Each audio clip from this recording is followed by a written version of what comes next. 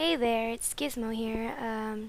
So as you probably all heard, I'm going to be starting this is going to be a new channel up for me. I'm going to be posting videos every week. I don't know how long I'm going to be doing this. Well, I have school, and then I have requests, and I have my page and stuff like that. So you know the whole deal. So yeah, I got requested this story. I've heard a lot about this story. It's being nasty, whatever. It doesn't really faze me. I'm not one to be with like, oh, gore, but like, yeah. So anyways, each video I'm predicting each video will be from like 10 to 20 minutes long because I don't want to make them too long. So some of the stories will be cut up into parts. This one seems really terribly short. But yeah, so I think I'm just gonna read this one in a whole take. So yeah, this is Sweet Apple Massacre, and this will be my first time reading it. I read it a long time ago, but honest to God, I don't remember what any of the story is. So yeah, subscribe if you like this, and like I said, videos every week. So here we go. Big Macintosh served the many apples. Oh no, I messed up already. Wow. Okay, let's start. Big Macintosh surveyed the many apple trees that made up Sweet Apple Acres. It was nearly apple buck season once again, and it looked as though they would be having a bumper harvest this year. He nodded, satisfied. His sister Applejack walked up beside him. "Woo! Boy howdy, I'm glad you ain't injured this time, Big Macintosh," she said. "Why, there's even more apples on them trees than last year." "Yup," Big Macintosh replied in his characteristic manner. "There's a lot more apples." Applejack was silent for a moment, enjoying the feel of the silent breeze against her blonde mane. "Say, I don't suppose you've seen Apple Bloom anywhere, have you? I've been looking for her all day. She ain't nowhere to be found." Big Macintosh shook his head. "Sorry, sis. Can't say I have." "Darn that silly filly. Probably gone off somewhere with her friends. I just hope she ain't getting herself into any mischief or else there'll be hay to pay. Don't worry." Oh, damn it. I went all the way down. "Oh, don't worry yourself, Applejack," he replied. "I'm sure she's perfectly fine. But anyway, I needed to go back to the barn. I need to go get some I need to go and press some apples for some home-brewed apple cider. I hoof-picked a few apples earlier, especially all day and plump and ripe, and they ain't gonna press themselves." Applejack laughed.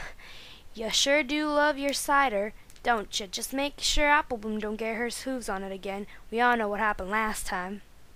Big Macintosh chuckled along with his sister. "Yup." The large red pony trotted back to the barn and gently closed the doors.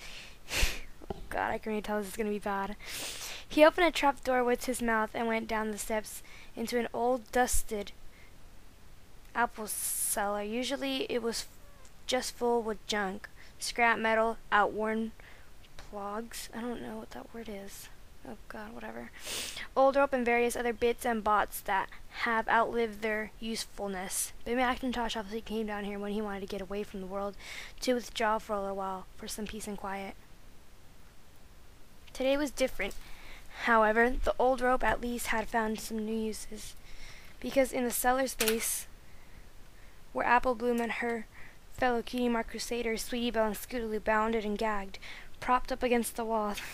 3 pairs of scared rolled eyes looked up at Big Macintosh as he approached. "Now then, ya 3 fillies," he said, as placed as ever. "Y'all need to learn a lesson. You need to not..." Oh God, there's an ant on my face. Ugh, yay, summer freaking California. Okay, sorry. Y'all 3 fillies," he said, as placed as ever. "Y'all need to learn a lesson. Y'all need to learn not to mess around with Big Macintosh. All I wanted was some peace and quiet," he said, looking directly at Apple Bloom. The little red-haired filly cowered under his gaze. "All I want is quiet life without you Cutie Mark Crusaders running around the place making with noise. When I'm finished with you, you're gonna be no noise from you ever again." As Big Macintosh approached, Scootaloo flapped her wings, struggling to get off the ground, but Big Macintosh laughed and grabbed one of her wings. He twisted, at first slow.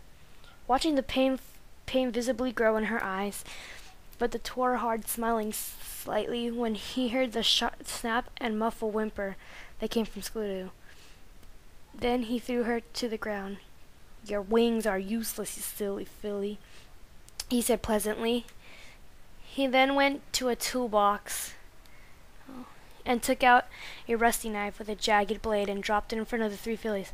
I'm gonna take off those gags now," he said. "The first one of y'all screamed gets their tongue cut off." He took off Sweetie Belle's gag first. Is it gag or gaw? G-A-G. I have no idea.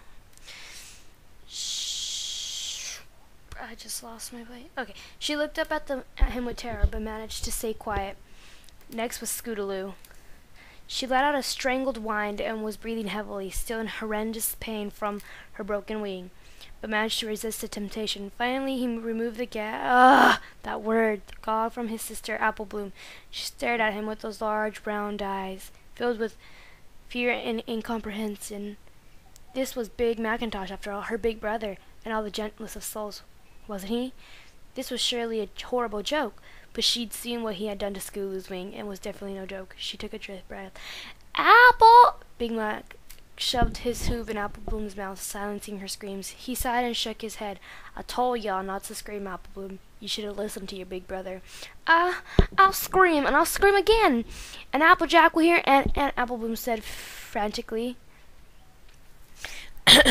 "You know, I kinda hope you do. After all, I still haven't forgiven Applejack for the injury she gave me last apple book season. If you want Applejack to join y'all down here, scream away.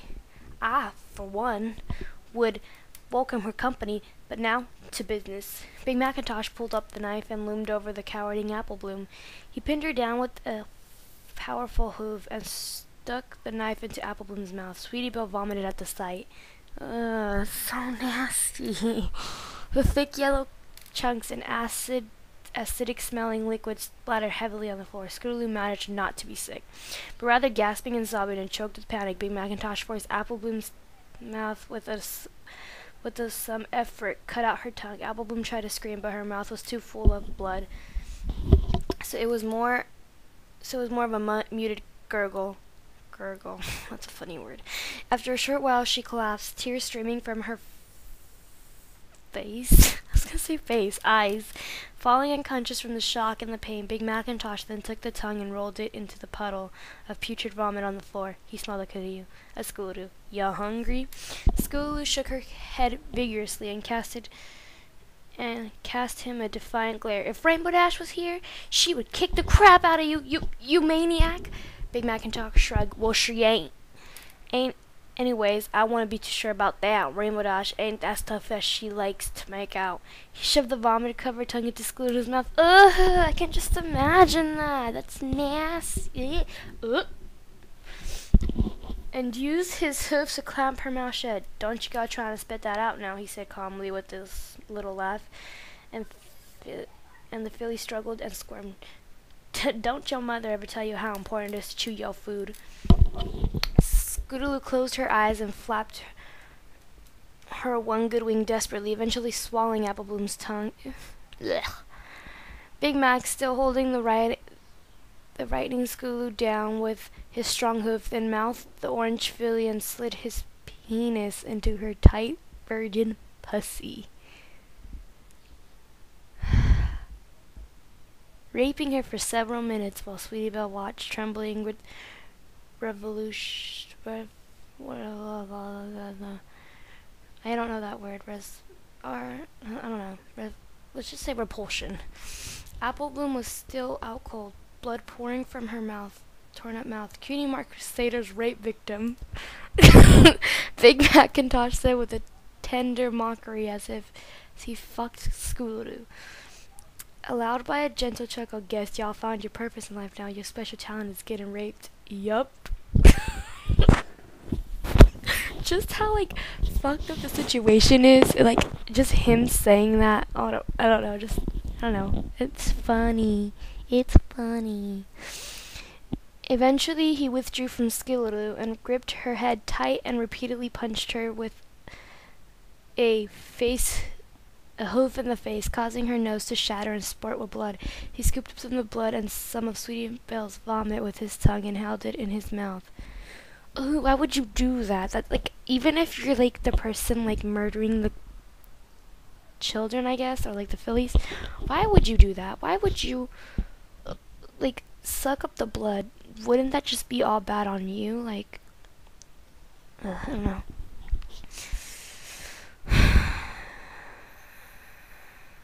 So, okay, he scooped up some of the blood and vomit and held it in his mouth so that it mixed with his saliva. Then he brought it close to Scootaloo's and spat the rank mixture into her mouth. He ratchet. He clamped his hoof over her mouth and held her nose until she gagged and eventually had no choice but to swallow. As Scootaloo retched and spat and cried, he turned to Sweetie Belle. He grabbed her easily as she was too shocked and traumatized to respond. With apparent amusement, he rammed her horn in Scootaloo's ass. The horn was too big and hard, so the skin around Scootaloo's ass ripped and blood and fecal matter first trickled and then poured forcefully down Sweetie Belle's face as well as urine, and Scootaloo pissed herself. What the hell am I reading? You keep doing that, Sweetie Belle, he said. The unicorn cried on, pushing her horn up Scootaloo's anus. Slowly but surely, her normally well-groomed pink and purple mane was now stained with reddish-brown, glistening with the wetness of the piss and blood. If y'all stop, I'll come over there and y'all get creative. I may seem a bit dense, but I'm actually quite a creative stallion, you know. Big Macintosh said with the wink. Yup!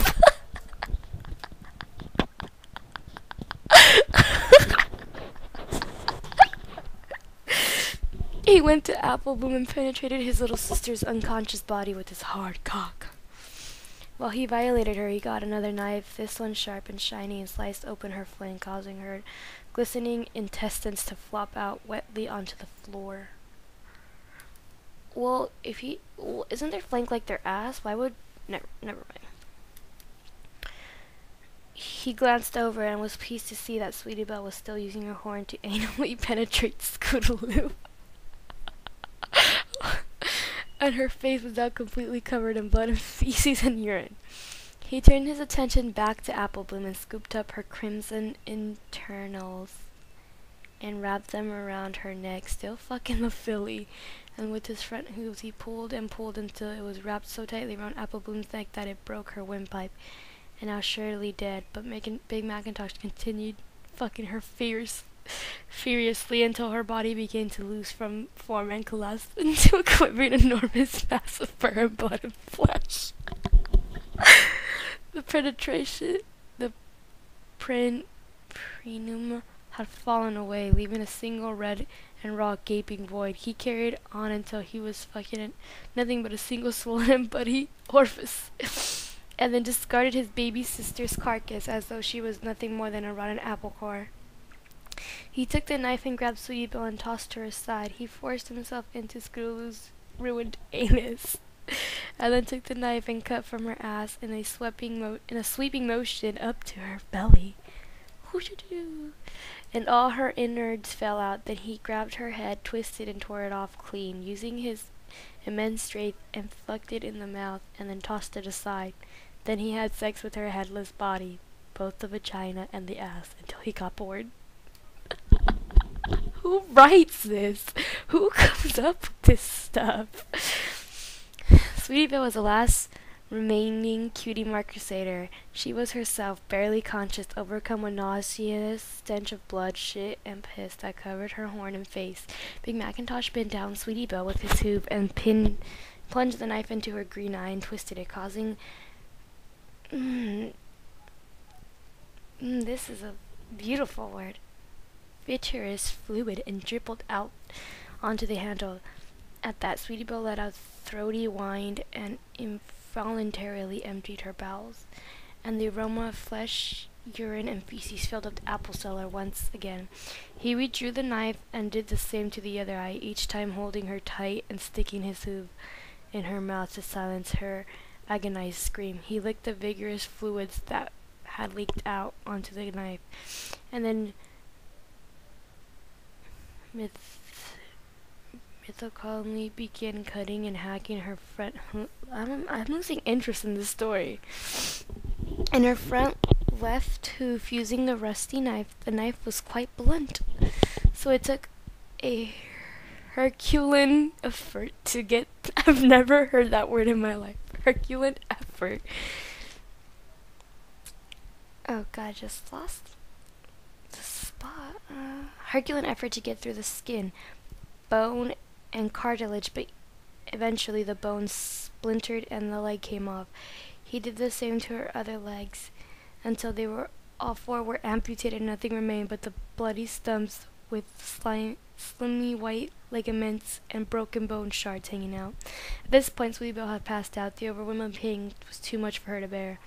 He then used a knife to gouge out her left eye and jammed his penis into her eye socket, penetrating repeatedly deep into her brain, enjoying how tight her skull felt around his hard shaft, and how warm and squishy the brain matter felt against the tip of his dropping penis. As he did, he twisted Sweetie Belle's neck. After he had finished skull fucking her, he cracked open her skull with a swift stomp of the hoof and bent down and ate some of the exposed brain, taking care to spit out a few fragments of skull bone that had gotten mixed into. And as he chewed, it was warm and slimy though, and stuck to the back of his throat. He swallowed and then raped Sweetie Belle in the ass until it tore open, and his engorged penis was smeared with that little fecal matter remained in her rectum.